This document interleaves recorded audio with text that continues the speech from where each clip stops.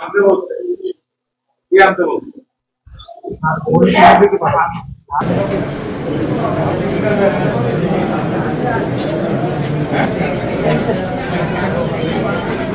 দলিলের মধ্যে লেখা আছে? মানে কেন কি বলছে?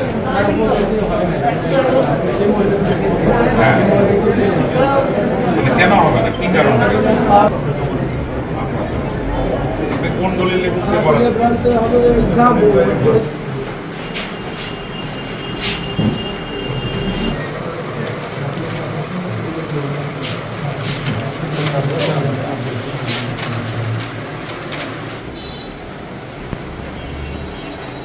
এটা হচ্ছে ভাতিজা এবং ভাবি।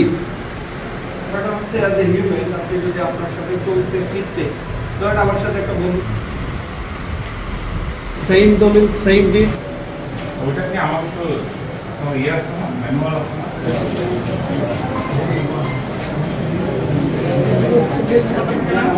জাল দলিল হচ্ছে বলতে জাল দলিল হচ্ছে মানে জমি মানে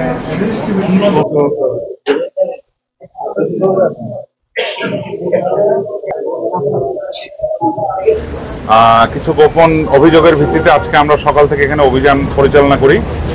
অভিযান শুরু করে আমরা সাব রেজিস্ট্রার অফিসের বিভিন্ন কক্ষ তল্লাশি করি, কারা কারা কাজ করছে, এখানে কোনো দালালের দৌরাত্ম্য আছে কিনা, নকল নবিশা কিভাবে কাজ করছে, সবকিছু আমরা খতিয়ে দেখি। এরপরে আমরা গত 2-3 দিনের যেসব দলিল হয়েছে সেগুলো আমরা যাচাই করি।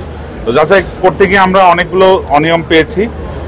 যেমন একটা আবাসিক ভবন থাকা সত্ত্বেও সেখানে ভবনকে হাইট করে জমি রেজিস্ট্রি করা হয়েছে। এখানে সরকার বিপুল পরিমাণ রাজস্ব থেকে বঞ্চিত হয়েছে।